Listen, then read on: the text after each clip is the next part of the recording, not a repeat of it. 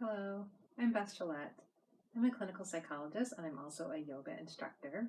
So this is my weekly restorative yoga practice. For restorative yoga, usually we're lying down on the mat and using props. Today I thought it would be nice to do something a little different, doing a restorative practice that you can do right at your desk. If you have props, you might still want to gather them. You see I have a blanket spread over the desk. This will really depend a little bit on what you're using to support yourself, whether you have a desk or a couch or a table, a countertop even works. You might just want something soft for over top, and you might need more or less height, so you might need several pillows or several blankets. I'll talk about that once we get to the restorative yoga posture. So in this practice, when I do these weekly practices, I like to combine breathing, the restorative yoga posture, and then I finish with a reading while you're holding the posture at the end. So I'm using some knowledge and inspiration from a book by Judith Lasatar. She is a yoga instructor and very well known for teaching restorative yoga. This is the book I'm using today. It's called Relax and Renew. I will link to that below. And the yoga pose is going to be half dog, standing half dog pose. Before we get to that, we'll start with what Lasater introduces as a centering breath. This is a simple, relaxing breath that you can use in all your postures. And it basically just involves breathing in through the nose, out through the nose, taking slow, long, gentle in-breath, and slow, long, gentle out-breath. So let's try that for a few rounds. First, take whatever your natural breath is, and it's okay if naturally you breathe in through the nose, out through the mouth. We'll try, if it's accessible to you, to breathe both in and out through the nose.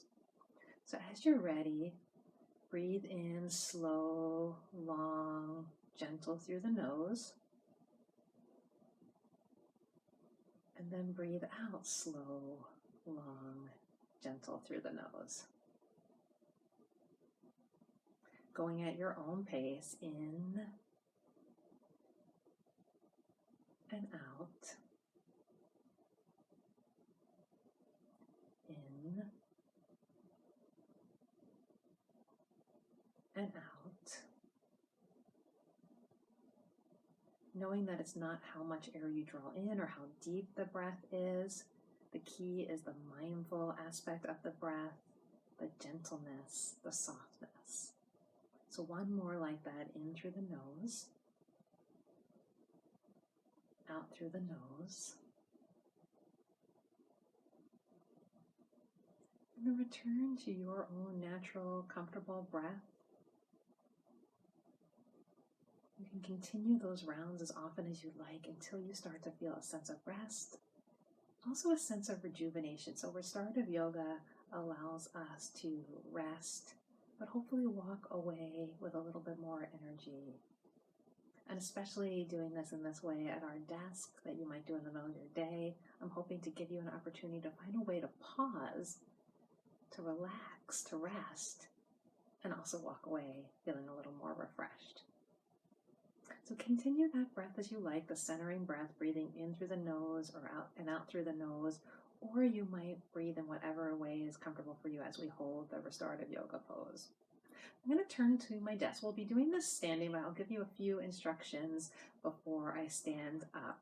So once you stand, I'll be pushing my chair away. You're going to be about arm length away from your desk. You might have to move a little forward or a little back.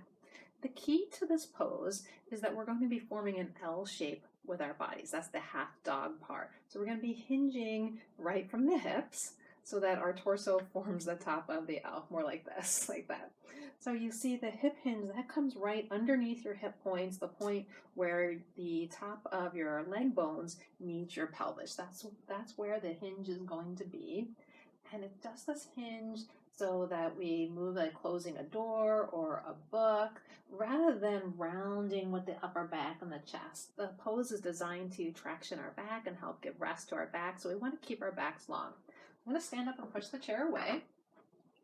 I'll step about hands width away from my desk, and as I start to lean forward, you can see I'm hinging right from that hip point. Your knees can stay straight or they can have a soft bend. My tailbone is moving in the opposite direction.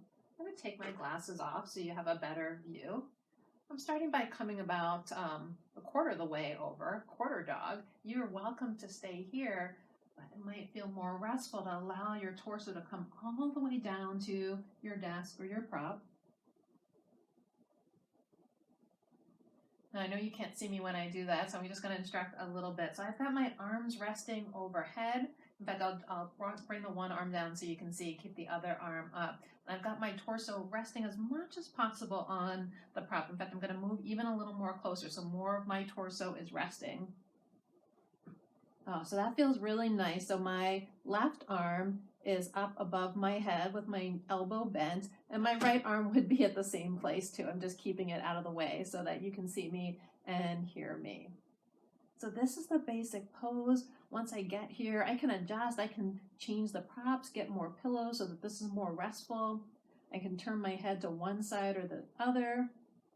In fact, I could even hang my hands down this way, as long as it feels comfortable and supported. Since I've got my elbows right there in the crook of the desk, that feels supported. So take a few moments to find your supported position. I'm going to come up to seated. As I said, I'm going to offer a little bit of a reading to you as you rest.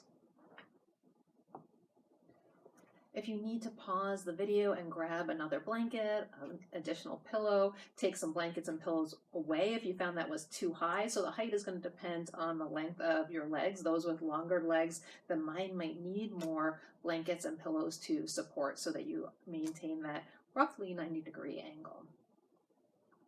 So as you settle in, I'm going to be reading from the book I showed you, Lasater's Relax and Renew.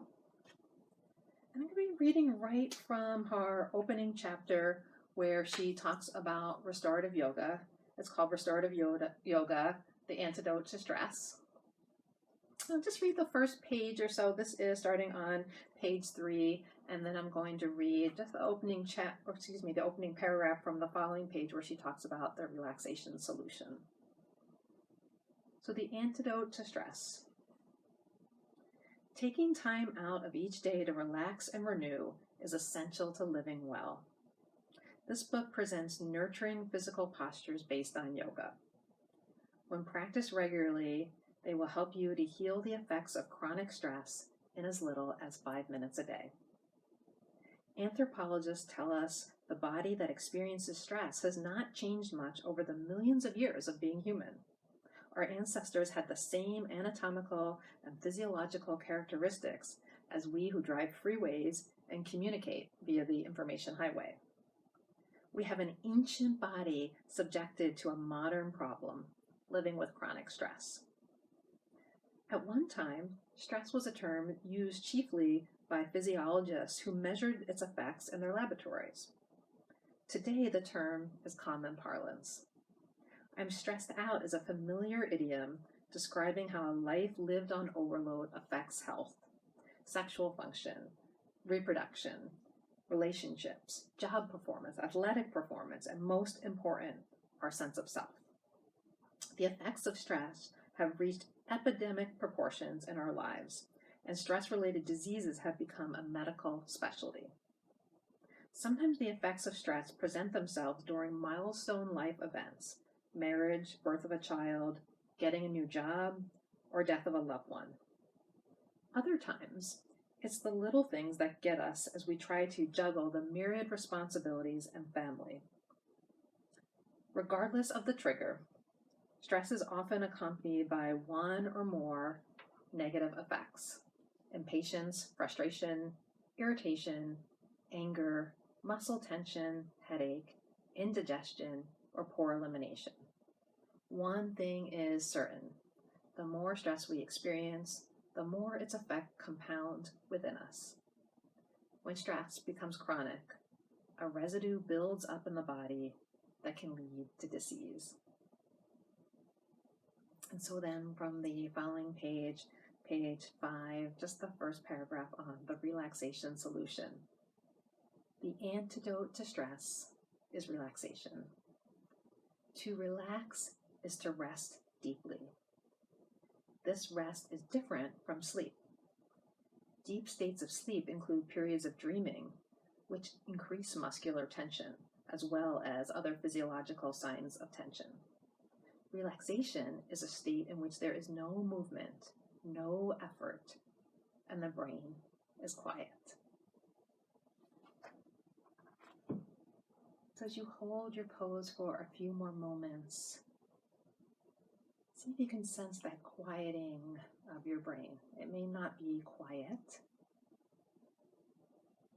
but perhaps you're able to notice a little bit of a shift, a little bit more space,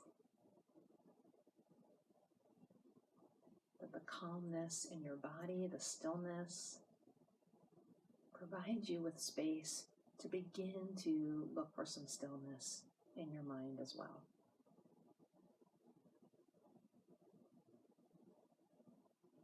And then if you'd like, help yourself back up, returning to seated as we finish the practice together. So as a psychologist, I certainly believe very strongly in that mind-body connection. And I hope that by finding a way to pause, to relax your body, you will find more comfort to relax, to quiet your mind. Thank you so much for joining me for this practice. Om Shanti, Shanti, Shanti, Shanti, Om. Peace, peace, peace. I wish you rest and peace. Take care.